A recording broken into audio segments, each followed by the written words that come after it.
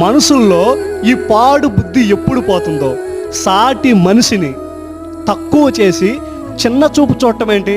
నీ దగ్గర ఉంటే నువ్వు గోల్డెన్ ప్లేట్లో తింటావు, అదే లేనోడు స్టీల్ ప్లేట్లో తింటాడు. అంతేకాని నీ దగ్గరున్న డబ్బు అధికారాన్ని బట్టి సాటి మనిషిని చీప్గా చిల్లరగా చూడటం ఏంటి?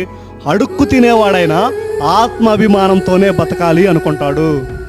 మనం ఇప్పుడు ఒక చిన్న మొక్క నాటితేనే 2-3 ఏళ్ళలో మహావృక్షం అవుతుంది. అలాంటప్పుడు మనిషి తలుచుకుంటే ఉన్నత స్థాయికి వెళ్ళలేడంటావా? అయినా ఒక మనిషికి విలువ ఇచ్చేది డబ్బు అధికారాన్ని బట్టా? మంచి సభ్యతా సంస్కారం ఉంటే సరిపోతా? మన గొప్పతనం అనేది ఎదుటి వారిని గౌరవించడంలో, వారి గొప్పతనాన్ని గుర్తించడంలో మాత్రమే ఉంటుంది. ఒక్కటే గుర్తుపెట్టుకోబ్బా, ప్రాణం ఉన్న మనుషులు ప్రాణంగా ప్రేమిస్తే ప్రాణం పోయేంత వరకు గుర్తుపెట్టుకుంటారు. That's it. Thank you.